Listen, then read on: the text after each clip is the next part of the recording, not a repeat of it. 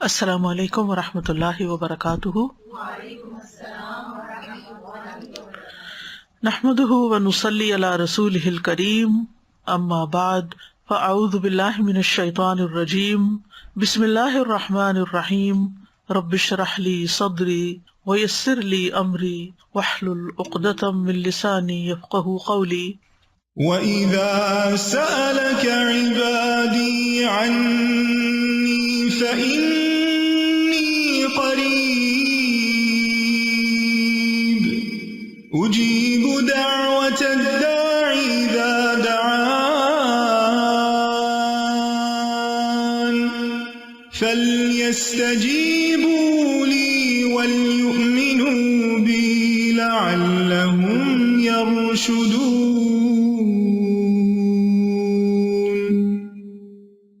اور جب میرے بندے آپ سے میرے بارے میں سوال کریں تو کہہ دیجئے، بے شک میں قریب ہوں، میں پکارنے والے کی پکار کا جواب دیتا ہوں۔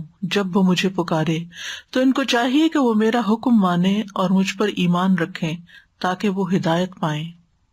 فَاسْتَغْفِرُوهُ ثُمَّ تُوبُوا إِلَيْهِ إِنَّ رَبِّي قَرِيبٌ مُجِيبٌ۔ سو اس سے بخشش مانگو، پھر اس کی طرف پلٹ آؤ، یقیناً میرا رب قریب ہے، قبول کرنے والا ہے۔ الحمد للہ عز واقتدر وعلا وقہر، لا ملجأ ولا ملتجأ منہ الا الیہ، ولا محید ولا مفر، احمدہ سبحانہ واشکرہ، وقد تأذن بالزیادۃ لمن شکر، واتوب الیہ واستغفرہ۔ تمام قسم کی حمد اللہ کے لیے ہے، جو طاقتور، غالب اور صاحب اقتدار ہے، جو بلند اور غالب ہے، اور اس کی پکڑ سے بچنے کی کوئی جگہ اور پناہ گاہ نہیں مگر اسی کی طرف، اور نہ ہی دور بھاگنے کی کوئی جگہ ہے اور نہ فرار ہونے کی کوئی جگہ ہے، یعنی اللہ سبحانہ تعالیٰ سے کوئی کہیں بھاگ کے جا نہیں سکتا مگر اسی کی طرف۔ میں اللہ سبحانہ تعالیٰ کی حمد بیان کرتا ہوں اور اس کا شکر بجا لاتا ہوں، اور اس نے اعلان فرما دیا ہے کہ جو شکر کرے گا ہم اس کو زیادہ دیں گے۔ میں اسی کی طرف توبہ کرتا ہوں اور اسی سے استغفار کرتا ہوں۔ اللہم صلی علی محمد وعلی آل محمد کما صلیت علی ابراہیم وعلی آل ابراہیم انک حمید مجید۔ اللہم بارک علی محمد وعلی آل محمد کما بارکت علی ابراہیم وعلی آل ابراہیم انک حمید مجید۔ آج ہم انشاءاللہ قبر اور دجال کے فتنے سے حفاظت کی دعائیں پڑھیں گے۔ ارشاد باری تعالیٰ ہے، النار يعرضون عليها غدوا وعشيا ويوم تقوم الساعة أدخلوا آل فرعون أشد العذاب۔ آگ ہے جس پر وہ صبح و شام پیش کیے جاتے ہیں، اور جس دن قیامت قائم ہوگی حکم ہوگا آل فرعون کو شدید ترین عذاب میں داخل کرو۔ اس آیت میں فرعون اور آل فرعون کا انجام بتایا جا رہا ہے۔ موسیٰ علیہ السلام جب بنی اسرائیل کو لے کر شہر سے نکل گئے تو فرعون کو اس کی خبر ہوئی، وہ لشکر تیار کر کے ان کے پیچھے آیا اور موسیٰ علیہ السلام کو بنی اسرائیل کے ہمراہ دریائے قلزم کی طرف جاتے ہوئے دیکھا۔ فرعون نے بھی اپنے لشکروں کے ساتھ ان کا پیچھا کیا۔ موسیٰ علیہ السلام اپنی قوم کے ساتھ سمندر میں راستہ بننے پر وہاں سے گزر گئے۔ فرعون بھی اپنے لشکر کے ساتھ سمندر میں گھس گیا۔ جب سمندر کے عین درمیان میں پہنچا تو سمندر دونوں طرف سے آ کر مل گیا، اور ان کے اول و آخر سارے کے سارے تمام لوگ ڈوب گئے۔ سارے بنی اسرائیل پار لگ گئے اور سارے فرعونی ڈوب گئے۔ سمندر میں غرق کیے جانے کے بعد اللہ تعالیٰ نے انہیں گھیرنے والے دو بدترین عذابوں میں مبتلا کیا، جس کا یہاں پر ذکر ہے۔ ایک ہے قیامت تک ہونے والا عذاب، جسے عذاب قبر یا عذاب برزخ کہا جاتا ہے، جو موت اور آخرت کے درمیانی وقفے میں انہیں آگ کی صورت میں ہو رہا ہے، جس پر وہ صبح و شام پیش کیے جاتے ہیں، اور دوسرا عذاب قیامت کے دن شروع ہوگا۔ تو اس آیت میں ان دونوں عذابوں کا ذکر ہو رہا ہے۔ النار یعنی آگ کا عذاب ہے آل فرعون کے لیے، یعرضون علیہا غدوا وعشیا، جس آگ پر وہ صبح و شام پیش کیے جاتے ہیں. یہ ہو گیا ایک عذاب جو اس وقت ہو رہا ہے. اور دوسرا ہے وَيَوْمَ تَقُومُ السَّاعَةُ، اور جس دن قیامت قائم ہوگی اس وقت اس سے بھی بڑا عذاب ہوگا. کہا جائے گا ادخلوا آل فرعون اشد العذاب، آل فرعون کو شدید ترین عذاب میں داخل کرو. جنت کا ذکر جب ہم پڑھتے ہیں تو قرآن مجید میں آتا ہے جنتیوں سے کہا جائے گا ادخلوا فیہا بسلام، لیکن یہاں کہا گیا ادخلوا آل فرعون اشد العذاب، یعنی اللہ سبحانہ وتعالیٰ ان سے بات بھی نہیں کرنا چاہیں گے، اور فرشتے پھر مار مار کے دھکے دے کے ان کو آگ کی طرف لے جائیں گے. تو النار یعرضون علیہا غدوا وعشیا، یعنی فرعون اور اس کی آل کو صبح اور شام آگ پر پیش کیا جاتا ہے. غدوب کہتے ہیں دن کے پہلے حصے کو، اور عشی کہتے ہیں دن کے آخری حصے کو. صبح شام سے مراد صرف specifically morning and evening time نہیں ہوتا، بلکہ یہ محاورتاً بولا جاتا ہے ہمیشہ کسی کام کے کرتے رہنے کے لیے. وہ کہتے ہیں نا کہ بس اس کا تو صبح شام یہی طریقہ ہے. تو اردو میں بھی کس معنی میں استعمال ہوتا ہے صبح شام؟ مسلسل، یعنی مستقل طور پر وہ تو یہی کرتا ہے، کیونکہ صبح کرتا ہے اور پھر شام ہوتی ہے تو شام، اور صبح ہوتی ہے شام ہوتی ہے، یوں ہی زندگی تمام ہوتی ہے، یعنی کہ وہ اسی کام میں لگا ہوا ہے. اور اگر اس کو صبح اور شام کے طور پر بھی لیا جائے لٹرل میننگ میں، تو اس کا مطلب یہ کہ صبح کے وقت انہیں آگ پر لایا جاتا ہے اور پھر شاید بریک ہوتی ہے اور پھر دوبارہ شام کو. اور یہ بھی عذاب کی شدید قسم ہے، کیونکہ جب تکلیف سے گزر کر انسان تھوڑا آرام کرنے لگتا ہے اور پھر اس تکلیف میں پڑ جائے، جیسے اگر کسی کو کووڈ ہوا ہے اور تھوڑے دن ٹھیک ہو اور دوبارہ کووڈ ہو گیا، تو یہ بھی تکلیف کی شدید قسم ہوتی ہے. حدیث سے بھی پتہ چلتا ہے کہ ہر بندے کو قبر میں صبح و شام اس کا ٹھکانہ دکھایا جاتا ہے. رسول اللہ صلی اللہ علیہ وسلم نے فرمایا جب تم میں سے کوئی مر جاتا ہے تو صبح و شام اس کا ٹھکانہ اس پر پیش کیا جاتا ہے. اگر وہ جنت والوں میں سے ہے تو اسے جنت والوں کا مقام دکھایا جاتا ہے، اور اگر وہ دوزخ والوں میں سے ہوتا ہے تو دوزخ والوں کا مقام اسے دکھایا جاتا ہے، اور اس سے کہا جاتا ہے یہ تیرا ٹھکانہ ہے جب تک کہ اللہ تمہیں قیامت کے دن اٹھا کر اس جگہ نہ پہنچا دے. تو اب یہ جو ہے کہ وہ صبح شام اس پہ پیش کیے جاتے ہیں، تو اس کا کیا مطلب ہے کہ وہ صرف جا کے دیکھتے ہیں؟ نہیں، وہاں ان کو عذاب بھی ہوتا ہے، کیونکہ آیت کا اگلا حصہ بتاتا ہے وَيَوْمَ تَقُومُ السَّاعَةُ أَدْخِلُوا آلَ فِرْعَوْنَ أَشَدَّ الْعَذَابِ، یعنی پہلے عذاب سے بھی زیادہ شدید عذاب کی طرف ان کو لے جاؤ. تو اس سے یہ بھی پتہ چلتا ہے کہ قبر کا عذاب جہنم کے عذاب سے کم درجے کا ہے، کیونکہ جہنم ایک بہت بڑی چیز ہے اور قبر جو ہے وہ ایک چھوٹی جگہ ہے. وَيَوْمَ تَقُومُ السَّاعَةُ أَدْخِلُوا آلَ فِرْعَوْنَ أَشَدَّ الْعَذَابِ، اور جس دن قیامت قائم ہو جائے گی تو عذاب کے فرشتوں سے کہا جائے گا کہ اب آل فرعون کو شدید ترین عذاب میں داخل کر دو. پہلا عذاب جو ہے قیامت کے دن برپا ہونے تک ان کی روحوں کو دیا جا رہا ہے. آپ کو یاد ہوگا کہ نبی صلی اللہ علیہ وسلم جب معراج پر تشریف لے گئے تھے تو اس وقت ان کو کیا دکھایا گیا تھا؟ آل فرعون کو دکھایا گیا تھا کہ وہ آگ پہ پیش کیے جا رہے ہیں. تو وہاں ظاہر ہے کہ آسمانوں پر روحیں ہی ہیں، اور جب قیامت کا دن ہوگا تو ان کے جسموں اور روحوں کو یکجا کر کے جہنم میں ڈالا جائے گا، یعنی جسم اور روح دونوں پر سزا ہوگی. اب یہاں پر ہم دیکھتے ہیں کہ وہ پانی میں گئے ہیں نا، جسم ان کے پانی میں گھل گئے، روح ان کی قبض کر لی گئی، اور یہ عذاب وہاں روح پر پیش کیا جا رہا ہے. اور قیامت کے دن کا عذاب اس لیے بھی زیادہ سخت ہوگا کہ وہ جسم اور روح دونوں پر ہوگا. اور یہ عذاب صرف فرعونیوں کے لیے خاص نہیں ہے، بلکہ تمام مجرموں کو قبر میں ڈالنے پر عذاب شروع ہو جاتا ہے، اور آخرت کا عذاب جو فیصلہ ہونے کے بعد ہوگا وہ تو بہت ہی سخت ہوگا. اس کے علاوہ ایک اور مثال بھی ہمیں قرآن مجید سے ملتی ہے، اور وہ ہے قوم نوح کے بارے میں جو پانی میں ڈوبے تھے.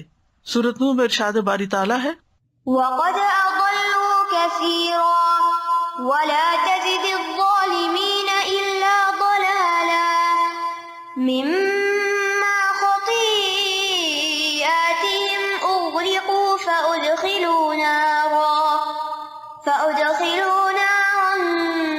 فَلَمْ يَجِدُوا لَهُم مِّن دُونِ اللَّهِ أَنصَارًا. اور یقیناً انہوں نے کثیر تعداد کو بھٹکا دیا، یعنی قوم نوح کی اکثریت بھٹکی ہوئی تھی. تو نوح علیہ السلام نے ان کے خلاف بد دعا کی. انہوں نے کیا کہا؟ وَقَدْ أَضَلُّوا كَثِيرًا وَلَا تَزِدِ الظَّالِمِينَ إِلَّا ضَلَالًا، کہ تو اب ان ظالموں کو گمراہی میں ہی زیادہ کر. یعنی اب ان کی ہدایت کا وقت ختم ہو چکا ہے، اس لیے اب ان پر عذاب آنا ہی چاہیے. تو عذاب آ گیا. مما خطیئاتہم اغرقوا، اپنی ہی خطاؤں کی وجہ سے ان کو غرق کر دیا گیا، وہ ڈبو دیے گئے. فادخلوا نارا، پانی کا عذاب آیا تھا ان پر بھی، فرعونیوں پہ بھی پانی کا عذاب آیا تھا، ان پہ بھی پانی کا عذاب آیا، لیکن پانی میں جانے کے باوجود آگ میں سزا دی جا رہی ہے. چونکہ یہ غیب کا معاملہ ہے، ہمیں تو صرف قرآن کی نص کو، چونکہ ہمارا ایمان ہے کہ جو کہہ رہی ہے سچ کہہ رہی، اور جو احادیث ہے نبی صلی اللہ علیہ وسلم کی وہ سچ بتا رہی. اب یہ ہوتا کیسے ہے؟ اللہ تعالیٰ کے لیے تو کچھ بھی مشکل نہیں. یعنی ہوا کیا تھا، جب وہ ڈوبے تھے پھر وہ پانی آہستہ آہستہ نیچے اترا، اتنے تک ان کے جسم گل سڑ گئے، زمین کی مٹی میں مل گئے یا ہواؤں میں اڑ گئے یا جہاں بھی. تو اگر پانی کے فرشتوں کو اللہ تعالیٰ حکم دے کہ یہاں جتنے بھی ان کے جسم کے ذرات ہیں، وہ ذرات جہاں بھی ہیں، ہمیں لگتا ہے کہ بہت بڑے جگہ پر پھیل گئے ہیں، لیکن دیکھا جائے تو وہ زمین بھی ان کے لیے قبر کا ایک گڑھا ہی بن گئی، اور سمندر بھی قبر کا گڑھا ہی بن گیا ان کے لیے. تو اللہ تعالیٰ کے لیے کچھ مشکل نہیں. اور ویسے بھی آپ دیکھیں کہ پانی کس چیز سے مل کے بنا ہوا ہے؟ دو گیسز سے، H2O. آپ دیکھیے ایک جلتی ہے اور دوسری جلاتی ہے. حیرت کی بات ہے نا کہ ہے پانی، لیکن جن چیزوں سے مل کے وہ بنا ہے وہ جلانے والی ہیں، جلنے والی. یہ سارا اللہ کا بنایا ہوا ہے نا. وہ چاہے تو پانی میں جلنے کی سزا دے دے، اور وہ چاہے تو کسی اور طرح دے دے. جب دنیا سے انسان چلا جاتا ہے تو پھر وہ ایک اور دنیا میں ہوتا ہے، وہاں کے معاملے اور ہیں. ہمیں یہ باتیں ہماری زبان میں سمجھائی گئی ہیں، اور بعض اوقات ہم ان کو پھر دنیا سے کمپیئر کرنے لگتے ہیں کہ جی ہم نے قبر کھودی، ہمیں تو کہیں آگ نظر نہیں آئی اور ہمیں تو کہیں عذاب نظر نہیں آیا، تو یہ کیسی باتیں آپ کرتے ہیں. اس کو آپ یوں بھی سمجھ سکتے ہیں کہ مثلاً ایک شخص آپ کے ساتھ ہی سویا ہوا ہے اور وہ نیند میں چیخیں مارنے لگتا ہے، تو آپ اس کو ہلا کے پوچھتے کیا ہے تمہیں، کیا ہے تمہیں؟ تو وہ اٹھ کہتا ہے کہ میں نے دیکھا ہے کہ میرے پیچھے ایک سانپ آ رہا تھا اور مجھے کاٹنے لگا تھا، یا اس نے کاٹ لیا مثلاً، تو مجھے اس کی پین ہو رہی تھی. اب وہ جو ساتھ سویا ہوا ہے وہ اگر یہ کہے کہ تم بالکل جھوٹ کہتے ہو، یہاں تو کوئی سانپ نہیں تھا اور کہاں کاٹا ہے، تمہارا جسم بھی ٹھیک ہے، لیکن اس کو وہ جسم پر ہی محسوس ہو رہا تھا اور وہ خوف میں تھا، وہ رو رہا تھا، اس کو وہ سب نظر آ رہا تھا، لیکن ساتھ لیٹے ہوئے بندے کو نظر نہیں آ رہا تھا کچھ بھی. تو کیا آپ اس کو جھوٹا قرار دیں گے کہ نہیں تم جھوٹ کہتے ہو، یہاں کچھ بھی نہیں ہے، یہ ایگزسٹ ہی نہیں کرتا جو کچھ تم بیان کر رہے ہو؟ نہیں، وہ ایک اور دنیا میں ایگزسٹ کر رہا تھا جہاں اس کی روح تھی. مادی دنیا میں ایگزسٹ نہیں کر رہا تھا، لیکن it was there some where, جہاں یہ اس کی روح تھی یا جہاں بھی یہ تھا، اور یہ سب کچھ دیکھ رہا تھا اور محسوس کر رہا تھا اور بھاگ رہا تھا اور درد سے رو رہا تھا. تو یہ سب اس کے لیے ایک حقیقت تھی، لیکن ہو کیسے رہا تھا آج تک کوئی گتھی سلجھا سکا؟ یہ خوابوں میں جو کچھ نظر آتا ہے یہ کیا ہوتا ہے؟ اتنا حیران کن ہے، یہ اتنا حیران کن ہے.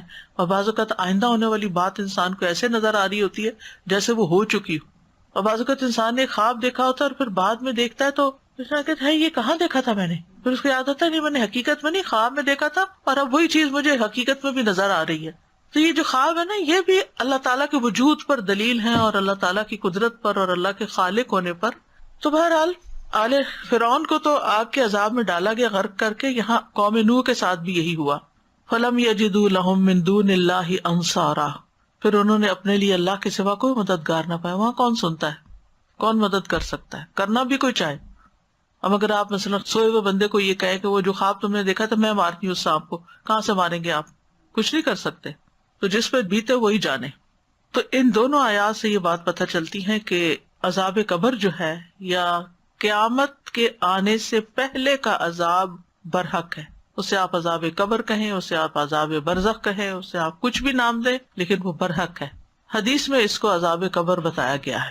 حضرت عائشہ سے روایت ہے ایک یہودی عورت ان کے پاس آئی، اس نے عذاب قبر کا ذکر کیا اور کہا اللہ آپ کو عذاب قبر سے محفوظ رکھے. اس پر حضرت عائشہ نے رسول اللہ صلی اللہ علیہ وسلم سے عذاب قبر کے بارے میں دریافت کیا. آپ نے کہا ہاں عذاب قبر برحق ہے. حضرت عائشہ کہتی ہیں پھر میں نے کبھی ایسا نہیں دیکھا کہ رسول اللہ صلی اللہ علیہ وسلم نے کوئی نماز پڑھی ہو اور اس میں عذاب قبر سے اللہ کی پناہ نہ مانگی ہو. خود رسول اللہ صلی اللہ علیہ وسلم پناہ مانگتے تھے ہر نماز کے بعد، اور وہ دعا سب کو آتی ہوگی اللہم انی اعوذ بک من عذاب القبر واعوذ بک من عذاب جہنم آخر تک. انشاءاللہ آج یہی دعا ہے ہماری، آگے جا کے ہم اس کی وضاحت کریں گے. تو بذریعہ وحی قبر کی آزمائش کے حق ہونے کی خبر ملتی ہے انسان کو، اس لیے ہمارا ایمان ہے وحی پر اور ہم اس کو حق مانتے ہیں، حق ہی جانتے ہیں. اسما بنت ابی بکر کہتی ہیں کہ رسول اللہ صلی اللہ علیہ وسلم خطبے کے لیے کھڑے ہوئے تو آپ نے اس آزمائش کا ذکر فرمایا جس میں ہر شخص کو قبر کے اندر مبتلا ہونا پڑے گا. جب آپ نے یہ ذکر کیا کہ ہر شخص کا قبر میں امتحان ہوگا تو مسلمان رونے لگ گئے، آہو بکا کرنے لگے، حتیٰ کہ ان کے رونے کی آوازوں سے میں نبی صلی اللہ علیہ وسلم کی بات سمجھ نہ سکی کہ آپ کیا فرما رہے، کیونکہ مائک اسپیکر وغیرہ تو نہیں ہوتے تھے. آپ بات کر رہے تھے اور صحابہ نے رونا شروع کر دیا اور رونے کی آوازوں میں آپ کی آواز دب گئی.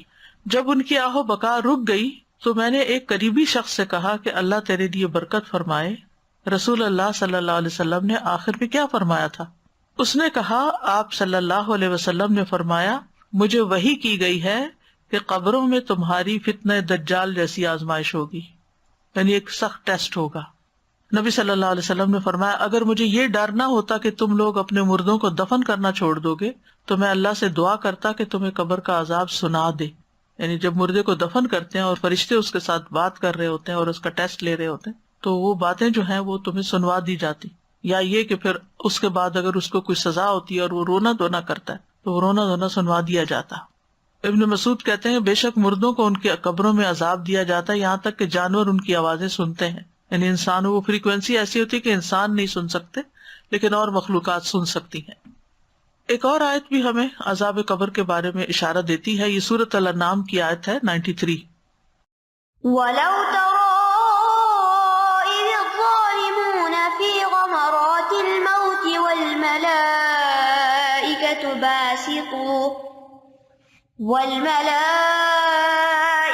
بَاسِطُو أَيْدِيهِمْ أَخْرِجُوا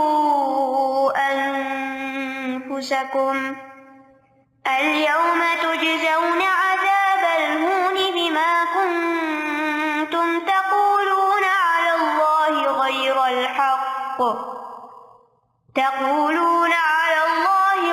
الْحَقِّ وَكُنتُمْ عَنْ آيَاتِهِ تَسْتَكْبِرُونَ. اور اگر آپ اس وقت دیکھ سکتے جب ظالم لوگ موت کی سختیوں میں گھرے ہوئے ہوتے ہیں اور فرشتے اپنے ہاتھوں کو پھیلائے ہوئے ہوتے ہیں.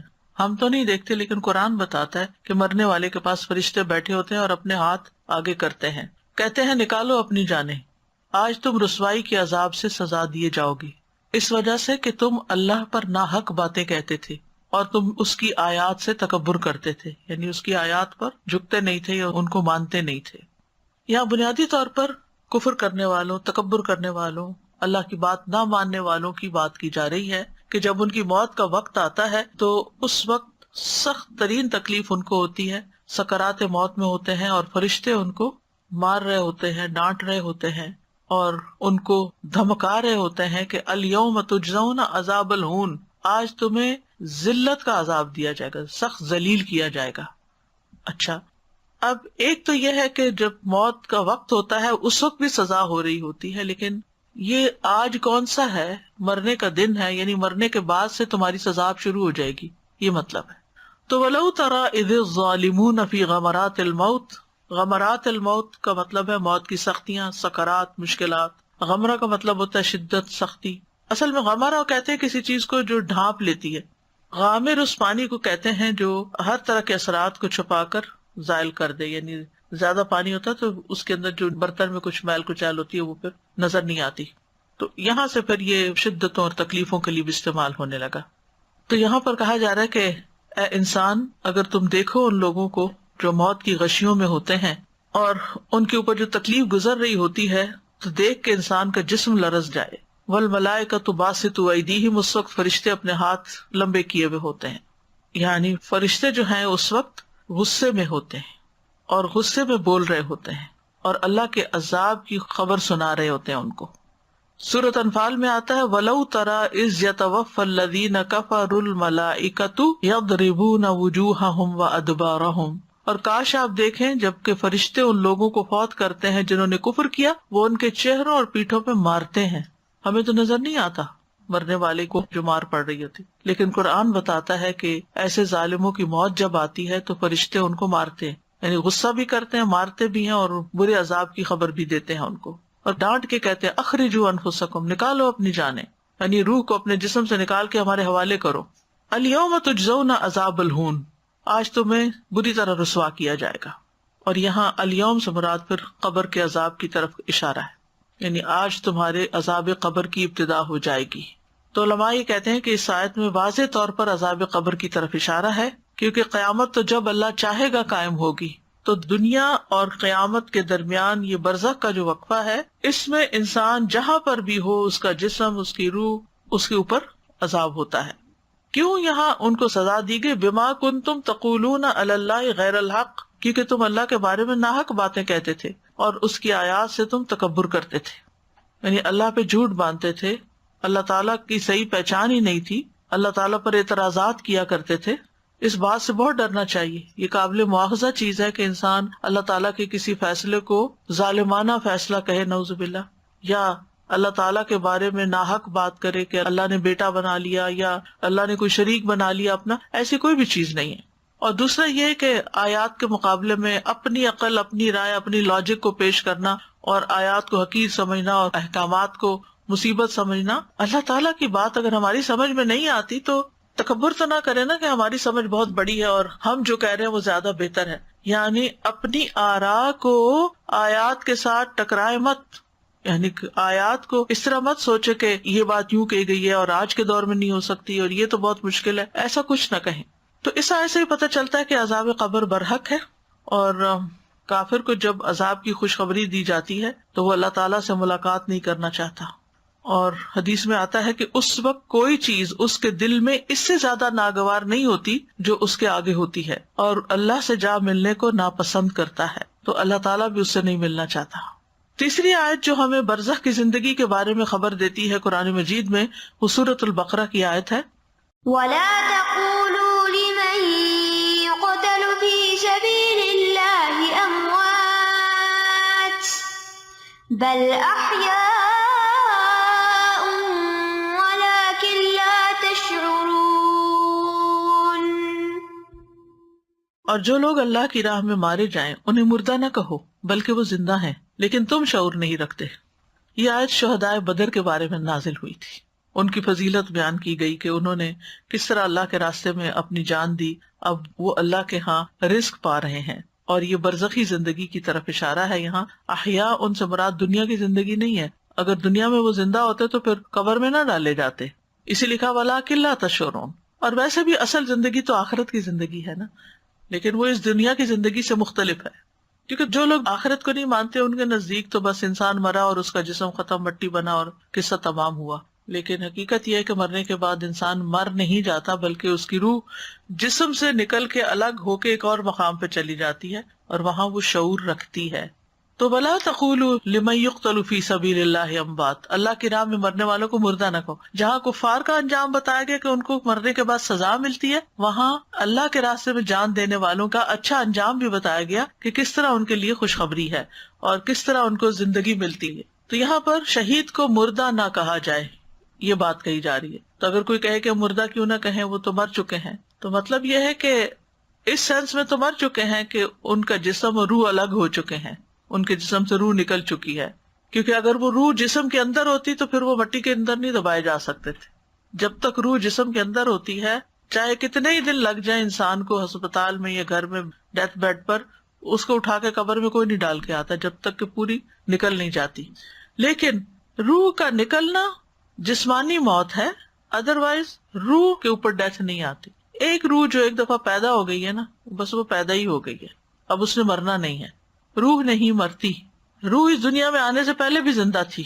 آدم علیہ السلام کی پشت سے جب اللہ تعالیٰ نے آدم کی اولاد کو نکالا تو وہ روحیں اس وقت پیدا ہو چکی تھی اور ان کو خاص جگہ پر رکھا گیا، اور دنیا میں باری باری اللہ تعالیٰ انسانوں کو جسم دیتا اور اس میں وہ روحیں آتی جا رہی ہیں. اور پھر جب یہاں اپنا ٹائم پورا کر لیں گے تو پھر یہاں سے جسم اور روح الگ ہو جائے گی. جسم مٹی میں چلا جائے گا کیونکہ یہ بنتا بھی مٹی سے ہی ہے، یعنی خوراک ہماری زمین سے آتی ہے، اور روح جو ہے وہ جہاں سے آتی ہے وہیں واپس لوٹ جائے گی. اچھے لوگوں کی روحیں، اچھی روحوں کو اچھی جگہ رکھا جائے گا اور بری روحوں کو قید خانے میں رکھا جائے گا. کچھ علیین میں ہوگی اور کچھ سجین میں ہوگی. بل احیاء ولکن لا تشعرون، بلکہ وہ زندہ ہے لیکن تم شعور نہیں رکھتے. یعنی برزخ کی زندگی کی کیفیت کو ہم نہیں سمجھتے، سمجھ ہی نہیں سکتے. اور وہاں انسان کو اس طرح ہر چیز نہیں چاہیے ہوتی جیسے دنیا میں چاہیے. آپ دیکھیں نا، جب ہم جسم اور روح کے ساتھ زندہ ہیں تو پھر ہمیں بہت کچھ چاہیے ہوتا ہے. آپ کبھی اپنے گھر کے صرف کچن کے اندر رکھی ہوئی چیزوں کو گنے، کاؤنٹ کریں، صرف کاؤنٹ کریں، تو آپ حیران ہو جائیں گے کہ اتنی چیزیں میری ضرورت کی ہیں. کیونکہ اگر آپ کو یہ کہا جائے نا ان میں سے یہ چیز نکال دو، پھینک دو یا دے دو کسی کو، تو آپ کیا کریں گے؟ یہ تو میری ضرورت کی، یہ بھی میرے کام کا. ایک چھوٹی سی چمچ بھی آپ نہیں پھینکتے کہ نہیں یہ کسی وقت اس کی بھی ضرورت ہوتی ہے الگ، بلکہ ضرورت سے زیادہ بھی رکھتے ہیں. پھر اپنے بیڈ روم میں چلے جائیے، اپنے واش روم میں چلے جائیے، ہر جگہ آپ کی ضرورت کی چیزیں بھری ہوئی ہیں. تو جب روح جسم کے اندر ہوتی ہے نا تو بے شمار ضرورتیں ہوتی ہیں اس کی، لیکن جب روح جسم سے نکل جاتی ہے تو اس کی ضرورتیں ختم ہو جاتی ہیں. نہ جسم کی پھر ضرورت رہتی ہے، نہ روح کو ضرورت رہتی ہے. روح اپنے انجام کو پہنچ جاتی ہے جہاں یا اس کے لیے روح و ریحان و جنت و نعیم ہے، یا پھر اس کے لیے آگ کا گڑھا ہے. تو یہاں قبر کی نعمتوں کا ذکر کیا گیا، یعنی برزخ کی زندگی کی نعمتوں کا ذکر کیا گیا کہ وہاں آرام بھی ہے اور عذاب بھی ہے. ایک بڑی اہم بات اس آیت سے پتہ چلتی ہے کہ جو شخص اللہ کے راستے میں اپنی کوئی محبوب چیز دے دیتا ہے اس کا اجر بھی اتنا ہی بڑا ہوتا ہے.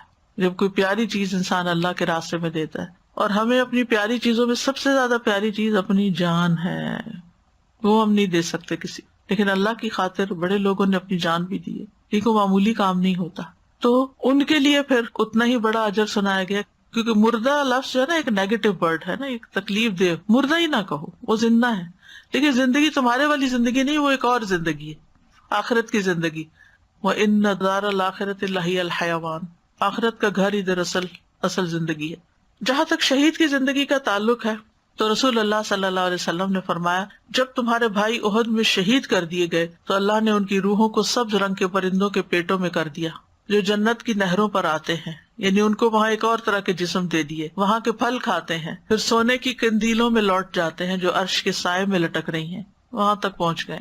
جب انہوں نے وہاں کے کھانے پینے اور راحت اور آرام کے مزے دیکھے تو کہا کون ہے جو ہمارا یہ پیغام ہمارے بھائیوں تک پہنچا دے کہ ہم جنت میں زندہ ہیں، ہمیں رزق دیا جاتا ہے تاکہ وہ جہاد سے بے رغبت نہ ہو جائیں اور لڑائی میں بزدلی نہ دکھائیں. تو اللہ تعالیٰ نے فرمایا تمہارا یہ پیغام میں ان تک پہنچا دوں گا. تو اس وقت یہ آیت نازل ہوئی تھی سورۃ البقرہ کی، وَلَا تَحْسَبَنَّ الَّذِينَ قُتِلُوا فِي سَبِيلِ اللَّهِ أَمْوَاتًا بَلْ أَحْيَاءٌ عِندَ رَبِّهِمْ يُرْزَقُونَ. وہ لوگ جو اللہ کی راہ میں مارے گئے ان کے بارے میں ہرگز یہ خیال نہ کیجیے کہ مردہ ہیں، بلکہ وہ زندہ ہیں اور اپنے رب کے پاس رزق دیے جاتے ہیں. تو اس سے یہ پتہ چلتا ہے کہ شہید کے ساتھ اسپیشل معاملہ کیا جاتا ہے. تو بہرحال مرنے کے بعد کوئی مجرم کی حیثیت سے دنیا سے جاتا ہے اور کوئی محسن کی حیثیت سے، اور جیسا کوئی معاملہ کرتا ہے ویسا ہی اس کے ساتھ معاملہ کیا جاتا ہے، ویسا ہی اس کو ٹریٹ کیا جاتا ہے. جیسا کرو گے ویسا بھرو گے. ہر شخص کو سوچنا چاہیے کہ وہ اپنے کل کے لیے کیا لے کے جا رہا ہے. یا ایھا الذین آمنوا اتقوا اللہ ولتنظر نفس ما قدمت لغد. ہر شخص کو یہ فکر ہونی چاہیے کہ کل کے لیے کیا تیار کیا، آخرت کے لیے کیا تیار کیا. اس لیے اپنی نیت کو بار بار خالص کرنے کی ضرورت رہتی ہے. بہرحال قبر کی زندگی ایک حقیقی زندگی ہے، حقیقت پر مبنی ہے، اور قبر آخرت کی منزلوں میں سے پہلی منزل ہے. یعنی آخرت کا سفر موت کے بعد قبر سے شروع ہوتا ہے، پہلا مرحلہ ہے. رسول اللہ صلی اللہ علیہ وسلم نے فرمایا قبر آخرت کی پہلی منزل ہے، اگر وہاں نجات مل گئی اس کے بعد کے سارے مراحل آسان ہو جائیں گے، اور اگر وہاں نجات نہ ملی تو اس کے بعد کے سارے مرحلے مشکل ہوں گے، اگلے جتنے بھی سٹیپس ہیں جنت تک پہنچنے کے. پھر آپ نے فرمایا اللہ کی قسم میں نے جتنے بھی منظر دیکھے ہیں قبر کا منظر ان سب سے ہولناک ہے. نبی صلی اللہ علیہ وسلم نے فرمایا قبر کو ایک مرتبہ بھینچا جاتا ہے، اگر کوئی شخص اس سے بچ سکتا تو سعد بن معاذ ہوتے. اب دیکھیں کہ ہم دنیا میں آنے سے پہلے ہماری روح کہاں تھی ہمیں کچھ پتا نہیں، ایسی جگہ رکھا گیا جہاں ہمیں شعور نہیں تھا.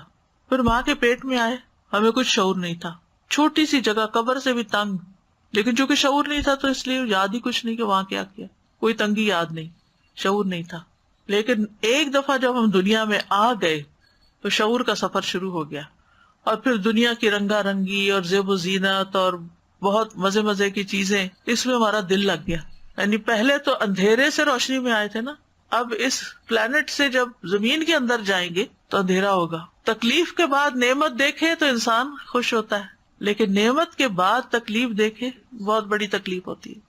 اسی لیے جو لوگ دنیا میں زیادہ دل لگا بیٹھتے ہیں اور دنیا کی محبت میں زیادہ گرفتار ہوتے ہیں اور ہر وقت صرف خواہشات کے پیچھے دوڑ رہے ہوتے ہیں کہ بس انجوائے کر لیں کسی طرح، اور انجوائے کرنے کی چیزوں کو اتنا زیادہ فوکس میں رکھتے ہیں اور اتنی اہمیت دیتے ہیں کہ اپنی جان مال ہر چیز اس پہ قربان کیے رکھتے ہیں.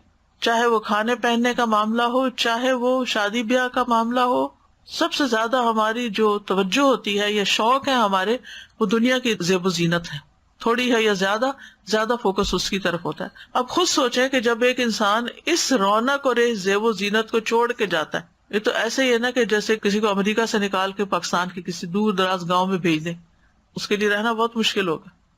لیکن کچھ ایسے لوگ بھی ہوتے ہیں جو واقعی یہ رونقیں چھوڑ کے وہاں جاتے ہیں اور غریبوں کی مدد کرتے ہیں اور غریبوں کے ساتھ رہتے ہیں، اور ان کو مشکل نہیں لگتا کیونکہ انہوں نے ان رونقوں سے دل نہیں لگایا ہوتا.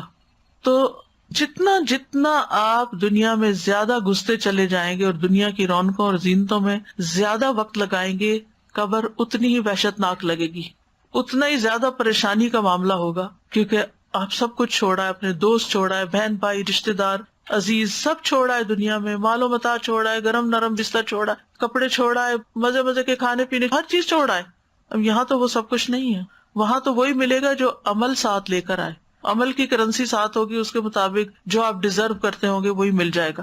تو بہرحال قبر اندھیری جگہ ہے. رسول اللہ صلی اللہ علیہ وسلم نے فرمایا یہ قبریں اپنے رہنے والوں پر اندھیرے سے بھری ہوئی ہیں، ٹوٹل ڈارکنیس ہے. اللہ ان کو میری نماز کی وجہ سے روشن کر دے گا، یعنی میری دعا کی وجہ سے. صلاۃ کا لفظ ہے لیکن یہ دعا کے معنوں میں استعمال ہے، یعنی آپ دعا کرتے تھے، اور جیسا کہ پیچھے بھی ہم نے پڑھا کہ کوئی نماز ایسی نہیں ہوتی تھی جس میں آپ عذاب قبر سے پناہ نہ مانگیں. پھر یہ بھی یاد رکھیے کہ قبر میں انسان کی عقل کو لوٹایا جاتا، ہوش و حواس بحال کیے جاتے ہیں. ایک تو نا کہ کسی اندھیری کوٹڑی میں آپ ہیں اور آپ سوئے ہوئے ہیں تو کیا فرق پڑتا ہے آپ کہاں ہیں، لیکن اگر آپ کی آنکھ کھل جائے اور آپ اٹھ کے دیکھیں تو وہ پھر تکلیف دہ ہے. عبداللہ بن عمر کہتے ہیں ایک مرتبہ رسول اللہ صلی اللہ علیہ وسلم نے قبروں میں امتحان لینے والے فرشتوں کا تذکرہ کیا. عمر رضی اللہ عنہ کہنے لگے اے اللہ کے رسول، کیا اس وقت ہماری عقل لوٹا دی جائے گی؟ آپ نے فرمایا ہاں بالکل آج کی طرح سننے بولنے دیکھنے والے ہوگے قبر کے اندر. اسی لیے ہم دیکھتے کہ صحابہ قبر سے بہت خوف کھاتے تھے. خاص طور پر حضرت عثمان کے بارے میں آتا ہے کہ جب کسی قبر کے پاس رکتے تو بہت روتے تھے. ہم بھی بعض اوقات قبرستان جاتے ہیں، یہ گزرتے ہیں، لیکن ہمارے تو کوئی آنسو نہیں آتے کیونکہ ہمیں پتہ ہی نہیں. جو جاہل انسان ہوتا ہے یا بے شعور انسان ہوتا ہے اس کو تو ڈر نہیں لگتا، اس کے اندر وہ خشیت نہیں ہوتی. صحابہ میں سے عمرو بن العاص کہتے ہیں جب میرا انتقال ہو جائے تو میرے جنازے کے ساتھ نہ کوئی رونے والی ہو، یعنی کوئی عورت نہ جائے، نہ آگ ہو، کیونکہ وہاں وہ لوگ کینڈل یعنی آگ لے کے جاتے تھے. اور اب بھی آپ دیکھیں کہ مارننگ کے لیے کینڈل جلائی جاتی ہیں. جب تم مجھے دفن کر دو تو مجھ پر مٹی ڈال دینا، اس کے بعد میری قبر کے ارد گرد اتنی دیر ٹھہرنا جتنی دیر میں اونٹ ذبح کر کے اس کا گوشت تقسیم کیا جاتا ہے، تاکہ تمہارے قرب سے کہ میرے آل اولاد ہے اوپر باہر مجھے انس رہے اور میں دیکھ لوں کہ میں اپنے رب کے فرشتوں کو کیا جواب دیتا ہوں. حضرت عائشہ فرماتی ہے میں نے عرض کیا اے اللہ کے رسول صلی اللہ علیہ وسلم، یہ امت اپنی قبروں میں آزمائی جاتی ہے تو میرا کیا حال ہوگا، میں تو ایک کمزور عورت ہوں. آپ نے فرمایا اللہ تعالیٰ ان لوگوں کو جو ایمان لائے ہیں قول ثابت کے ساتھ دنیا کی زندگی میں اور آخرت میں ثابت قدم رکھتا ہے. یعنی جو لوگ ایمان لاتے ہیں اللہ تعالیٰ ان کو لا الہ الا اللہ کی وجہ سے قبر کے اندر جما کے رکھے گا، وہ جواب دے پائیں گی. جتنا جس کا ایمان مضبوط ہوگا اتنی اس کے لیے آگے آسانی ہوگی. اب قبر میں دفنانے کے بعد 3 سوال پوچھے جائیں گے. اس پر ایک کتاب بھی ہے قبر کے 3 سوال، اور اس میں میں نے ساری یہ احادیث اکٹھی کروا دی تھی کہ ایک ہی جگہ پر بیٹھ کر انسان سارا کچھ دیکھ لے، پڑھ لے، اور اس کو ریفرنس بھی سارے مل جائیں. اسی طرح مردہ جو ہے وہ قبر میں باہر والوں کی پاؤں کی آواز بھی سن رہا ہوتا ہے. برا بن عازب کہتے ہیں کہ ہم رسول اللہ صلی اللہ علیہ وسلم کے ساتھ ایک انصاری کے جنازے میں گئے. ہم قبر کے پاس پہنچے تو ابھی لحد تیار نہیں تھی. لحد کہتے ہیں بغلی قبر کو، گڑھا کھود کے پھر سائڈ سے کھودا جاتا ہے. تو رسول اللہ صلی اللہ علیہ وسلم بیٹھ گئے اور ہم بھی آپ کے ارد گرد بیٹھ گئے. گویا ہمارے سروں پہ پرندے بیٹھے ہوئے، اتنی چپ ہو گئی سب. آپ کے ہاتھ میں چھڑی تھی، آپ سے زمین کو رید رہے تھے. آپ نے سر اٹھایا اور فرمایا اللہ سے قبر کے عذاب سے پناہ مانگو، یعنی قبر کے عذاب کی امان مانگو. آپ نے 2 یا 3 بار یہی بات فرمائی اور فرمایا جب لوگ واپس جاتے ہیں یعنی میت کو دفنا کر تو میت ان کے قدموں کی آہٹ سن رہی ہوتی ہے، جبکہ اس سے پوچھا جا رہا ہوتا ہے کہ اے فلاں تیرا رب کون ہے، تیرا دین کیا ہے، تیرا نبی کون ہے. یعنی جب قبر میں لٹا کے قبر بند کر دی جاتی تو فرشتے آ کے اٹھا کے بٹھاتے ہیں. اب ہو سکتا ہے کہ آپ پوچھیں کہ بھئی وہاں تو مٹی اس کے اوپر تک ہوتی ہے تو وہ بیٹھتا کہاں ہے، اس کی جگہ کہاں ہے. یہ تو اللہ ہی جانتا ہے نا کہ اس کی کیفیت کیا ہوگی. ہم کیفیت نہیں بتا سکتے، لیکن چونکہ یہ بات احادیث میں بیان ہوئی ہے اس لیے ہمارا اس پر ایمان ہے. تو وہ جواب دیتا ہے جو مومن ہوتا ہے ربی اللہ دینی الاسلام، اور نبی صلی اللہ علیہ وسلم کے بارے میں کہتے ہیں وہ رسول اللہ صلی اللہ علیہ وسلم. پھر وہ کہتے ہیں تجھے کیسے علم ہوا؟ وہ کہتا ہے میں نے اللہ کی کتاب پڑھی اور اس پر ایمان لایا اور اس کی تصدیق کی. یہ کتاب قبر میں بھی فائدہ دے گی. ابھی تعلیم القرآن شروع ہو رہا ہے نا، تو لوگ پوچھتے ہیں کیا فائدہ ہوگا اس کو پڑھ کے. تو قبر ایک حقیقت ہے اور یقینی چیز ہے جہاں ہم نے جانا ہے، تو یہ کتاب وہاں بھی فائدہ دے گی. پھر آسمان سے منادی کرنے والا کہتا ہے میرے بندے نے سچ کہا، اسے جنت کا بستر بچھا دو، اس کو جنت کا لباس پہنا دو، اس کے لیے جنت کی طرف سے دروازہ کھول دو. تو وہاں جنت کی طرف سے ہوائیں، راحتیں اور خوشبوئیں آنے لگتی ہیں اور اس کی قبر کو انتہائی وسیع کر دیا جاتا ہے اور اس کو کہا جاتا ہے اب تم سو جاؤ جیسے ایک دلہن سو جاتی ہے. یعنی بہت اعلیٰ درجے کی ٹریٹمنٹ کی جاتی ہے اس کے ساتھ، کیونکہ اس نے سارے جواب صحیح دیے، اس آزمائش اور فتنے سے باہر نکلا، ٹیسٹ پاس کر لیا. اس کے بعد کافر کا اور منافق کا ذکر کیا گیا. اس سے بھی یہ سوال ہوتے ہیں لیکن وہ جواب نہیں دے پاتا، وہ کہتا ہاں لا ادری، مجھے نہیں پتا. ان تینوں سوالوں کا جواب ہی دیتا ہے. تو کہا جاتا ہے اس نے جھوٹ کہا، اس کے لیے آگ کا بستر بچھاؤ، آگ کا لباس پہناؤ اور اس کے لیے دوزخ کی طرف دروازہ کھول دو. پھر اسے سخت تپش اور گرم ہوا آنے لگتی ہے، قبر تنگ کر دی جاتی ہے، اس کی پسلیاں ایک طرف سے دوسری طرف گھس جاتی ہیں. پھر ایک اندھا گنگا فرشتہ اس میں مقرر کر دیا جاتا ہے جس کے پاس لوہے کا بھاری گرز ہوتا ہے، اگر وہ پہاڑ پہ بھی مار دیا جائے تو پہاڑ بھی مٹی مٹی ہو جائے. پھر وہ اس کے ساتھ اس کو ایسی چوٹ مارتا ہے جس کی آواز جنوں اور انسانوں کے علاوہ مشرق اور مغرب کے درمیان ساری مخلوق سنتی ہے. پھر وہ مٹی ہو جاتا ہے، پھر دوبارہ اس میں روح لوٹائی جاتی ہے اور پھر دوبارہ وہ زندہ ہوتا ہے اور پھر مارا جاتا ہے. اور یہ عذاب اس کو قیامت تک ہوتا رہے گا. اللہ تعالیٰ بچا کے رکھے. قبر میں عذاب کے علاوہ نعمتیں بھی ہیں. مومن کو موت کے وقت اللہ کی رضامندی اور عزت ملنے کی خوشخبری دی جاتی ہے. مومن کے لیے قبر روشن اور وسیع ہو جاتی ہے، سبزے سے بھر دی جاتی، یعنی گرینری اس کو پھر نظر آتی ہے. نیک اعمال اس کی قبر کی تنہائی کو دور کر دیتے ہیں. یعنی ویسے تو قبر میں اکیلے ہوتا ہے انسان، لیکن نیک اعمال جو ہیں وہ اس کی تنہائی دور کر دیتے ہیں. وہاں مسند احمد میں آتا ہے قبر میں مومن کے پاس خوبصورت لباس، انتہائی عمدہ خوشبو والا ایک آدمی آتا ہے، کہتا ہے ابشر بالذی یسرک ھذا یومک الذی کنت توعد. اس چیز کی خوشخبری پاؤ جو تمہیں خوش کرے گی، یہ وہی دن ہے جس کا تم کو وعدہ دیا جاتا تھا. وہ پوچھتا ہے تم کون ہو؟ تمہارا چہرہ ہی خیر کا پتہ دیتا ہے. وہ کہتا ہے انا عملک الصالح، میں تمہارا نیک عمل ہوں. اس پر وہ کہتا ہے رب قیامت جلدی قائم کر دے تاکہ میں اپنے گھر والوں اور مال میں واپس لوٹوں.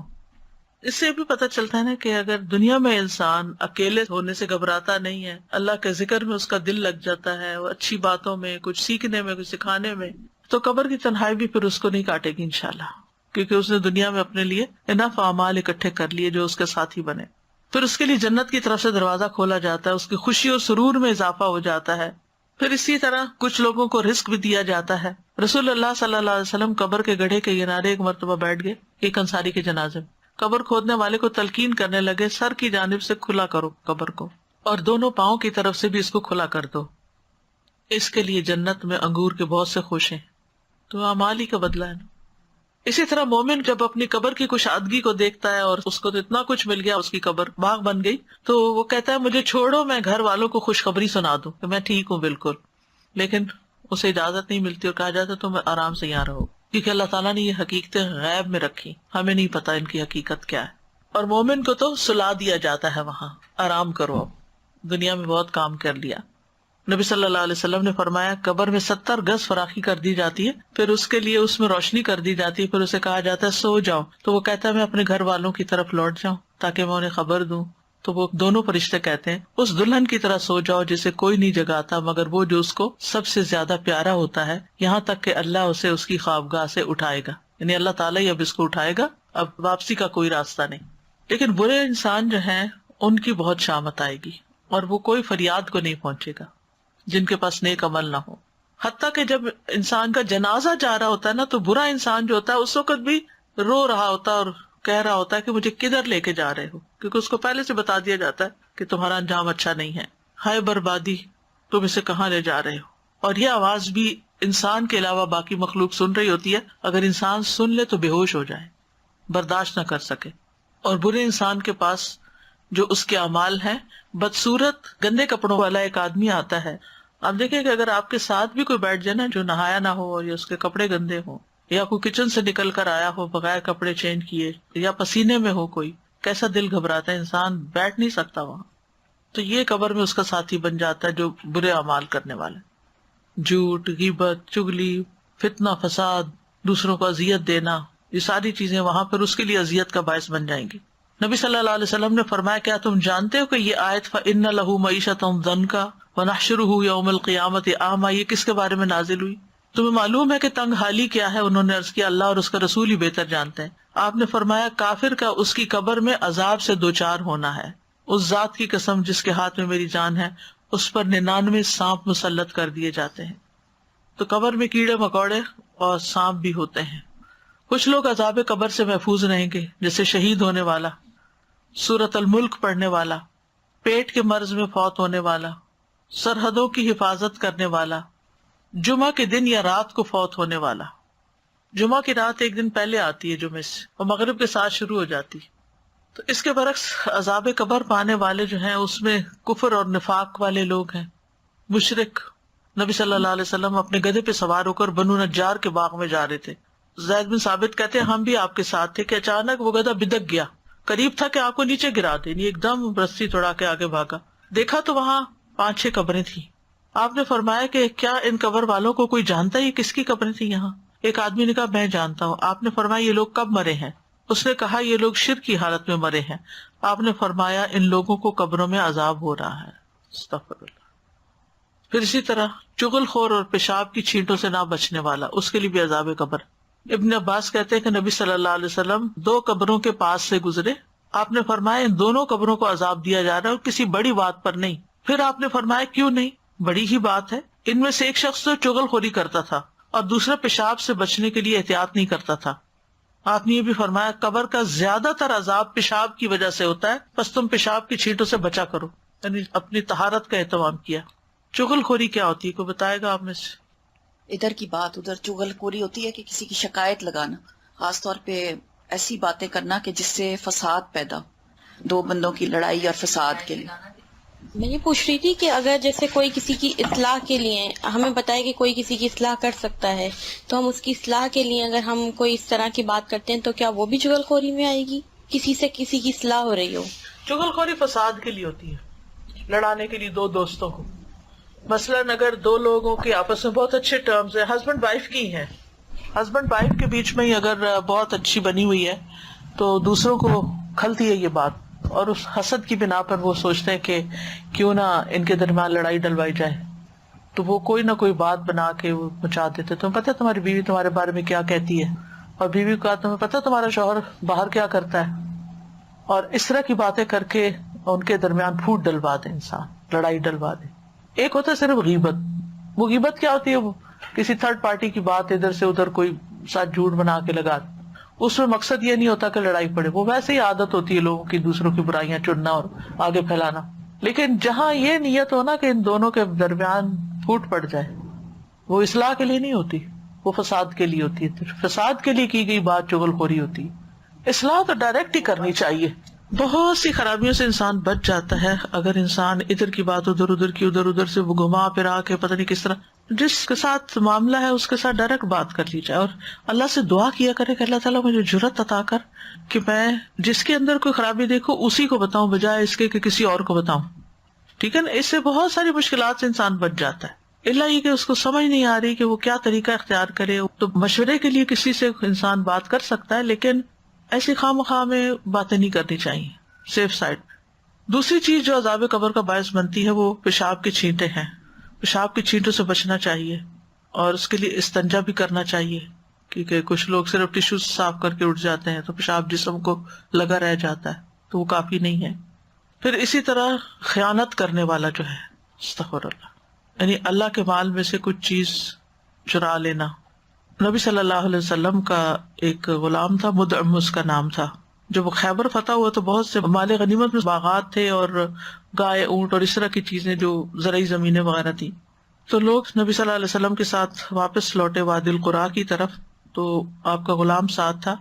تو اس دوران جب نبی صلی اللہ علیہ وسلم کا کجاوا اتار رہا تھا وہ، تو ایک تیر آ کے اس کو لگا. تو لوگوں نے کہا شہادت مبارک ہو اس کو. آپ نے فرمایا ہرگز نہیں، اس ذات کی قسم جس کے ہاتھ میں میری جان ہے، جو چادر اس نے خیبر کے دن تقسیم ہونے سے پہلے مال غنیمت سے چرائی تھی وہ اس پہ آگ کا شعلہ بن کے بھڑک رہی ہے. یہ بات سن کے ایک آدمی 2 تسمے لے کے نبی صلی اللہ علیہ وسلم کی خدمت میں حاضر ہو گیا. کہنے لگا یہ چیز میں نے اٹھائی تھی. آپ نے فرمایا یہ بھی آگ کا 1 یا 2 تسمے بنتے ہیں. تو اللہ کے مال کی حفاظت بھی کرنی چاہیے اور اس میں سے کچھ چرانا نہیں چاہیے. پھر جھوٹ بولنے والا. نبی صلی اللہ علیہ وسلم کو خواب میں دکھایا گیا تھا کہ ایک شخص کی باچھ چیری جا رہی تھی کیونکہ وہ بہت ہی جھوٹا تھا. ایک جھوٹی بات کرتا اس سے وہ جھوٹ نقل کیا جاتا یہاں تک کہ دنیا کے کونے کونے میں پہنچ جاتا. قیامت تک اس کو یہ سزا ملتی رہے گی. پہلے زمانے میں تو یہ جھوٹ کونے کونے تک پہنچانا بڑا مشکل تھا، لیکن آج آپ ایک جھوٹی بات کر دیں استغفر اللہ، اور وہ اس طرح پھیلتی ہے جنگل کی آگ کی طرح. تو اس لیے بہت احتیاط کی ضرورت ہے. غلط بیانی نہیں کرنی چاہیے، خاص طور پہ سوشل میڈیا پر. باقاعدہ لوگ ویڈیو بنانے بیٹھ جاتے ہیں، جھوٹی خبریں. کل میرا ایک پروگرام تھا ریڈیو اسٹیشن پر، تو بعد میں بات چیت ہو رہی تھی، تو میں ان سے ایسے اپنی انفارمیشن کے لیے پوچھ رہی تھی کہ آپ لوگ خبریں کہاں سے لیتے ہیں. تو انہوں نے بتایا کہ ہم نے واشنگٹن پوسٹ کی سبسکرپشن لی ہوئی ہے، فلاں جگہ کی، لیکن ہم فلاں کنٹری سے کوئی خبر نہیں لیتے کیونکہ وہاں پر اکثر خبریں فیبریکیٹڈ ہوتی، جھوٹ ہوتی. ایک جھوٹ عام 1 on 1 کسی کے ساتھ جھوٹ بولنا ہے وہ بھی غلط ہے، لیکن ایک جھوٹ پوری قوم کے ساتھ بولنا اور پھر اس کا خبروں میں اخباروں میں چھپ جانا اور بندے بندے کا پڑھنا یا ٹیلی ویژن پہ نشر ہونا، افسوس کے ساتھ یہ مسلمانوں کا کردار ہو گیا آج. یعنی دوسرے کے بارے میں جھوٹا پروپیگنڈا شروع کر دے بغیر تحقیق کے باتیں آگے پہنچانا. اس میں تو بہت کم لوگوں کو میں نے دیکھا ہے جو بچے ہوئے ہیں.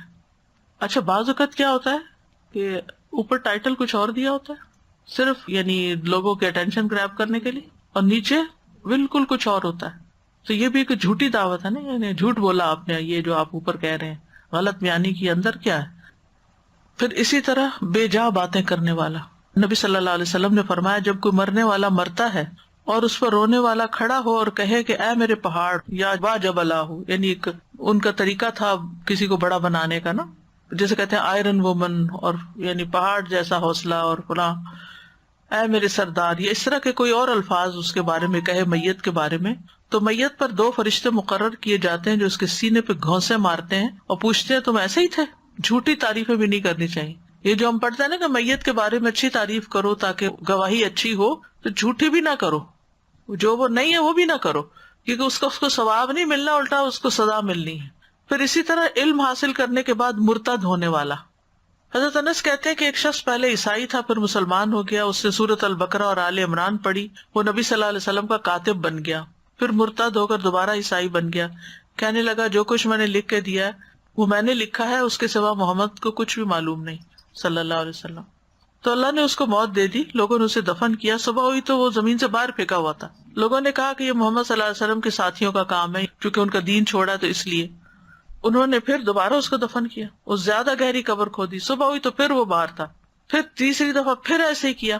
اب یہ کہ اس کے بعد وہ سمجھ گئے کہ یہ کسی انسان کا کام نہیں ہے، یہ اللہ کی طرف سے ہو رہا ہے کہ زمین اس کو نہیں پناہ دے رہی. اب قبر کے عذاب کے علاوہ فتنہ دجال جو ہے ایک بہت بڑا فتنہ ہے، جو زمین کا سب سے بڑا فتنہ ہے. نبی صلی اللہ علیہ وسلم نے فرمایا حضرت آدم کی پیدائش سے لے کر قیامت کے درمیانی وقفے میں دجال سے زیادہ کوئی بڑا واقعہ پیش نہیں آیا. ہر نبی نے دجال سے ڈرایا. پھر یہ کہ جب دجال آ جائے گا تو اس کے بعد ایمان لانا کسی کو فائدہ نہیں دے گا. رسول اللہ صلی اللہ علیہ وسلم فرمایا دجال میری امت میں نکلے گا، یعنی آپ کی امت اس وقت ہوگی دنیا میں جب دجال سامنے آئے گا. مکہ اور مدینہ کے سوا پوری دنیا میں یہ فتنہ پھیل جائے گا. دجال داہنی آنکھ سے کانا ہوگا، اس کی آنکھ پھولے ہوئے انگور کی طرح ہوگی، گھنے بالوں والا ہوگا، اس کی دونوں آنکھوں کے درمیان کاف فا را لکھا ہوا ہوگا. وہ دن بڑے سخت دن ہوں گے جب دجال آئے گا. حضرت عائشہ کہتی ہے کہ ایک مرتبہ رسول اللہ صلی اللہ علیہ وسلم نے خروج دجال کے موقع پر پیش آنے والی تکالیف کا ذکر کیا. میں نے پوچھا اے اللہ کے رسول اس دن اہل عرب کہاں ہوں گے؟ فرمایا اے عائشہ اس زمانے میں اہل عرب بہت تھوڑے ہوں گے. میں نے پوچھا ایمان والوں کا کھانا کیا ہوگا؟ فرمایا جو فرشتوں کا ہوتا ہے، تسبیح، تکبیر، تحمید، تحلیل، یعنی سبحان اللہ والحمد للہ ولا الہ الا اللہ واللہ اکبر. میں نے پوچھا ان دنوں کون سا مال بہتر ہوگا؟ نبی صلی اللہ علیہ وسلم نے فرمایا وہ طاقتور غلام جو اپنے مالک کو پانی پلا سکے. رہا کھانا تو وہ تو ہوگا ہی نہیں، یعنی کھانے کے لیے کوئی چیز نہیں بچے گی. اللہ تعالیٰ اس فتنے سے محفوظ رکھے. آپ صلی اللہ علیہ وسلم نے یہ بھی فرمایا تمہارے بعد ایک گمراہ کن کذاب آئے گا، اس کے سر کے پچھلے حصے میں شکنیں بنی ہوئی ہوں گی گھنگرالے بالوں کی وجہ سے. آپ نے یہ 3 بار فرمایا پہچان کرانے کے لیے کہ امت پہچان جائے اور اس کی باتوں میں نہ آئے. آپ صلی اللہ علیہ وسلم نے فرمایا، صحیح بخاری کی روایت ہے، دجال جس وقت خروج کرے گا اس کے ساتھ پانی اور آگ ہوگی، جو چیز لوگوں کو آگ نظر آئے گی وہ ٹھنڈا پانی ہوگا، جو پانی نظر آئے گا وہ جلانے والی آگ ہوگی، یعنی چیزوں کی شکل بدل جائے گی۔ تم میں سے جو شخص اسے پائے اسے چاہیے کہ آگ دینے والی چیز میں غوطہ لگائے، کیونکہ میٹھا اور ٹھنڈا پانی ہوگا۔ آپ صلی اللہ علیہ وسلم نے یہ بھی فرمایا کہ تمہارے بعد ایک گمراہ کن کذاب آئے گا جس کے سر میں پیچھے سے شکنیں بنی ہوں گی، اور وہ یہ دعویٰ کرے گا کہ میں تمہارا رب ہوں، یعنی اصل فتنہ کیا ہے کہ وہ رب ہونے کا دعویٰ کرے گا۔ تو جو شخص یہ کہہ دے لست ربنا، تم نہیں ہو ہمارے رب، لیکن ربنا اللہ، ہمارا رب تو اللہ ہے، علیہ توکلنا، اس پر ہم نے توکل کیا، وإلیہ انبنا، اسی کی طرف ہم نے رجوع کیا، نعوذ باللہ من شرک، ہم تیرے شر سے اللہ کی پناہ میں اپنے آپ کو دیتے ہیں، یعنی جو رد چاہیے ہوگی اس کو رد کرنے کے لیے۔ اس سلسلے میں جو دعائیں نبی صلی اللہ علیہ وسلم نے سکھائیں، نبی صلی اللہ علیہ وسلم ہر نماز کے بعد یہ دعا پڑھا کرتے تھے، اللہم انی اعوذ بک من عذاب القبر واعوذ بک من فتنۃ المسیح الدجال واعوذ بک من فتنۃ المحیا وفتنۃ الممات اللہم انی اعوذ بک من المأثم والمغرم۔ حضرت عائشہ فرماتی ہے کہ میں نے رسول اللہ صلی اللہ علیہ وسلم کو نماز کے اندر دجال کے فتنے سے پناہ مانگتے سنا، جہاں ربی جلنی پڑھتے ہیں نا اس ٹائم پر۔ رسول اللہ صلی اللہ علیہ وسلم نے فرمایا، جب تم میں سے کوئی تشہد پڑھ کر فارغ ہو، اتحیات پڑھ لیا، دروشی پڑھ لیا، تو 4 چیزوں سے اللہ کی پناہ مانگے، جہنم کے عذاب سے، قبر کے عذاب سے، زندگی اور موت کے فتنے سے، اور مسیح الدجال کے شر سے۔ یہ پناہ مانگنا نماز کا حصہ ہے ایک طرح سے۔ آپ صلی اللہ علیہ وسلم صحابہ کو یہ دعا اس طرح سکھاتے تھے جیسے قرآن کی کوئی سورت سکھاتے ہیں، اور بعض علماء تو یہ کہتے ہیں کہ اگر یہ دعا نہ پڑھی جائے تو نماز ہی پوری نہیں ہوتی، یعنی نماز انکمپلیٹ رہتی ہے۔ پھر ایک اور دعا ہے، اللہم انی اعوذ بک من البخل واعوذ بک من الجبن واعوذ بک ان ارد الی ارذل الامور واعوذ بک من فتنۃ الدنیا واعوذ بک من عذاب القبر۔ اے اللہ، میں تیری پناہ میں آتا ہوں بخل سے، اور میں تیری پناہ میں آتا ہوں بزدلی سے، اور میں تیری پناہ میں آتا ہوں کہ میں ناکارہ عمر میں پہنچا دیا جاؤں، اور میں تیری پناہ میں آتا ہوں دنیا کی آزمائش سے اور قبر کے عذاب سے۔ صحابہ اپنے بچوں کو یہ دعا سکھایا کرتے تھے۔ ایک اور دعا ہے، اللہم انی اعوذ بک من فتنۃ النار وعذاب النار وفتنۃ القبر وعذاب القبر ومن شر فتنۃ الغنی ومن شر فتنۃ الفقر واعوذ بک من شر فتنۃ المسیح الدجال۔ اے اللہ، بے شک میں تیری پناہ میں آتا ہوں آگ کے فتنے سے اور آگ کے عذاب سے، قبر کے فتنے سے اور قبر کے عذاب سے، اور غنا یعنی امیر ہونے کی آزمائش کے شر سے، اور فقر کی آزمائش کی شر سے، یعنی دونوں ایکسٹریم پر ہو تو بہت مشکل ہوتا ہے۔ اور میں تیری پناہ میں آتا ہوں جھوٹے مسیح کے فتنے کی برائی سے، یعنی مسیح الدجال کے فتنے سے۔ ایک اور دعا ہے، اللہم رب جبرائیل و میکائیل و رب اسرافیل اعوذ بک من حر النار ومن عذاب القبر۔ اے اللہ، جبرائیل اور میکائیل کے رب اور اسرافیل کے رب، میں تیری پناہ لیتا ہوں آگ کی تپش سے اور قبر کے عذاب سے۔ صحیح بخاری کی ایک اور روایت ہے، اللہم انی اعوذ بک من الکسل والحرم والمأثم والمغرم ومن فتنۃ القبر وعذاب القبر ومن فتنۃ النار وعذاب النار۔ اے اللہ، یقیناً میں تیری پناہ لیتا ہوں سستی سے بچنے کے لیے، بہت زیادہ بڑھاپے سے، گناہ سے، قرض سے، قبر کی آزمائش سے، قبر کے عذاب سے، اور آگ کی آزمائش سے اور آگ کے عذاب سے۔ پھر ہے، اللہم انی اعوذ بک من الکفر والفقر وعذاب القبر۔ اے اللہ، بے شک میں تیری پناہ لیتا ہوں کفر سے اور فقر سے اور قبر کے عذاب سے۔ اللہ سبحانہ وتعالی ہم سب کو اس سے محفوظ رکھے۔ استاد، وہ عذاب کے بارے میں پوچھنا تھا کہ روح نہیں مرتی، جسم مر جاتا ہے، تو جسم جو قبر میں رہتی ہے تو جو عذاب صبح شام ہوتی ہے تو لا کے مطلب روح سے جسم کو ملایا جاتا ہے۔ جی، وہ طریقہ کیا ہوتا ہے ملانے کا، وہ اللہ ہی جانتا ہے، لیکن صحیح عقیدہ یہی ہے کہ دونوں پہ ہوتا ہے عذاب، کیونکہ لین سجین میں تو چلے گئے، ایک یہ باڈی یہاں ہے تو پھر روز سزا کا جیسے سلسلہ۔ سورج آسمان پہ اور اس کا کنیکشن ہمارے ساتھ بھی ہوتا ہاں جی، ہے، ریز ہم تک بھی پہنچ رہی ہوتی ہے، دھوپ لگتی ہے ہمیں۔ استاذہ، میرا یہ کوشچن ہے کہ جیسے ہم آج کل سن رہے ہیں کہ مسیح دجال کے فتنے سے، مطلب یہ بہت سنتے آ رہے ہیں، بٹ آئی فیل کہ آپ کو لگتا ہے کہ وہ بہت قریب ہے، like with in few years, کیونکہ کچھ کہہ بہت نہیں ڈر لگتا ہے سکتے، سوچ کے۔ کچھ بھی نہیں کہہ سکتے، کیونکہ یہ بھی غیب سے تعلق رکھتا ہے معاملہ، اللہ ہی بہتر جانتا ہے۔ تازہ میرا ایک سوال تھا کہ جیسے کوئی مکمل تو خدا کی ذات ہے، جیسے ہمیں معلوم ہے ہم غلطیاں بھی کرتے ہیں. جیسے کوئی ایک خوبی کسی میں ہے، لائک ہر چیز تو ہر ایک میں نہیں ہو سکتی. جیسے کوئی قرض نہیں لیتا کبھی بھی یا قرض ادا کر دیتا ہے، یا ایک آدمی ہے کہ جو بری عادات کا مالک ہو لیکن اس میں دوسری خوبیاں بہت زیادہ ہیں. تو اس کو کیسے؟ تو اللہ تعالیٰ ہی پھر فیصلہ کرے گا کہ کیا چیز زیادہ ویٹ رکھتی ہے، اور جو چیز چھوڑی ہے وہ کتنی امپورٹنٹ تھی جو اس نے چھوڑ دی. مطلب ایک شخص ہے جو اپنے ماں باپ کی، بہن بھائیوں کے حقوق العباد کی بے پناہ حفاظت کرتا ہے، اپنی رسپانسبلٹیز، لیکن آن دی ادر سائڈ اس کے اندر کچھ خامیاں بھی ہیں جو کہ دور نہیں کرنا چاہتا. بس انسان کو توبہ تو کرتے ہی رہنا چاہیے، کیونکہ بعض اوقات ایک بات انسان کی پکڑ کا باعث ہو سکتی ہے، اور بعض اوقات اللہ تعالیٰ بڑے بڑے گناہ معاف کر دیتا ہے. ایٹ دا سیم ٹائم جیسے وہ کسی کو بھی تکلیف نہیں پہنچاتا اپنی کسی بھی جیسچر سے یا کسی سے بھی. بس اس معاملہ تو اللہ تعالیٰ کے ہاتھ میں ہے.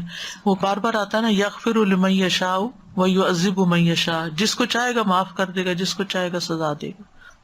استاذہ جب آپ بتا رہے تھے نا کہ ضروری نہیں کہ آگ نظر ہی آئے اور پھر ہی عذاب ہو رہا ہو، اور تو اس سے مجھے یاد آ رہا تھا کہ جل ویسے بھی سکتا ہے آگ کے بغیر بھی، جیسے اسٹیم ہوتی ہے. تو ہم جب پانی گرم کرتے ہیں اور کیٹل سے نکل رہا ہوتا ہے، تھوڑے دنوں پہلے مجھے یہ اسٹیم لگی تو ود ان سیکنڈز یعنی اسکن برن ہو گئی، اور نہ آگ تھی نہ کچھ تھا. تو آئی واز فیلنگ مائکرو ویو میں بھی تو اس طرح سے اسٹیم جو ہے وہ نظر نہیں آتی کہ یہ آگ ہے یا فلیم ہے، جس سے ہم سن برن جو ہوتا ہے، پھر سن برن ہوتا ہے، اور پھر وہ برن بھی اتنا ہوتا ہے کہ اس وقت برداشت نہیں ہو رہا ہوتا. تو یہ کیسے برداشت کر سکیں گے؟ یہ جو اللہ، ہم سب کو اپنی اصلاح کی بہت ضرورت ہے. ہم کسی دھوکے میں نہ رہ جائیں کہ ہم سب ٹھیک کر رہے ہیں. ڈرتے رہنا چاہیے اللہ سے. سادہ جی سوال ہے آن لائن، جی کہہ رہے ہیں کہ برزخ کے لوگ کیا ہمیں دیکھ سکتے ہیں؟ نہیں، برزخ کا لفظ ہے ہی پردے سے. ہمارے اور ان کے بیچ میں ایک آڑ ہے، نہ ہم ان کو دیکھ سکتے ہیں نہ وہ ہمیں دیکھ سکتے. وہ نہیں آتا کہ وہ لوٹ کے جانا چاہے گا تو اس کو کہہ دیں نہیں. ہاں، خواب میں ہم ان کو دیکھ لیتے ہیں، ہمیں نہیں پتا کہ وہ ہمیں دیکھ سکتے کہ نہیں. کیونکہ ایک اور حدیث سے یہ پتا چلتا ہے کہ جب کوئی فوت ہو کے جاتا ہے دنیا سے تو جو نیک ہوتا ہے وہ نیک لوگوں سے جا کے ملتا ہے. تو وہ پوچھتے ہیں فلاں کدھر ہے، فلاں کا کیا حال ہے؟ تو وہ کہتا ہے وہ تو مجھ سے پہلے آ چکا ہے یہاں. تو کہتی یہاں نہیں پہنچا، کہ نہیں یہاں تو نہیں آیا. تو پھر وہ پریشان ہو جاتا ہے کہ وہ پھر سجین میں چلا گیا ہے، اس کی روح دوسری طرف بھیج دی گئی ہے قید خانے میں. دوسرا سوال یہی تھا کہ کیا مرنے کے بعد لوگ برزخ میں ایک دوسرے سے ملیں گے؟ ہاں جی ملیں گے. جو نیک لوگ ہوں گے وہ تو خوشیوں کے ساتھ ملیں گے، اور جو برے ہوں گے وہ پھر منہ ہی چھپائیں گے. یعنی روح ہماری کہاں ہوتی ہے یہ ہمیں بھی نہیں پتا نا. یسألونک عن الروح قل الروح من امر ربی وما اوتیتم من العلم الا قلیلا. لوگ آپ سے روح کے بارے میں پوچھتے ہیں، کہہ دیجئے روح میرے رب کا امر ہے، حکم ہے، اور تم علم میں سے بہت کم دیے گئے. یعنی روح کے بارے میں ہمیں نہیں پتا ہوتا کہ جب ہمارے جسم سے رات کو سوتے وقت نکلتی ہے تو وہ کہاں جا کے ملتی ہے، یہ نہیں سمجھ آتی، یہ بتایا نہیں گیا. بعض اوقات تو اتنے ایکوریٹ وہ بات کر رہے ہوتے ہیں، جیسے اس دن کلاس میں بھی بات ہو رہی تھی کہ وہ انسٹرکشن دیتے ہیں باقاعدہ. کچھ لوگ اپنے قرض کی ادائیگی کا بتاتے ہیں، کچھ کسی چیز کی، حتیٰ کہ کسی نے مجھے یہ بتایا کہ ان کی کوئی چیز ان کو نہیں مل رہی تھی تو انہیں کو پتا تھی، تو انہوں نے خواب میں آ کے بتایا کہ فلاں جگہ ہے. آج کے لیے اتنا ہی کافی ہے. وآخر دعوانا ان الحمد للہ رب العالمین. سبحانک اللہم وبحمدک اشہد ان لا الہ الا انت استغفرک واتوب الیک. السلام علیکم ورحمۃ اللہ وبرکاتہ.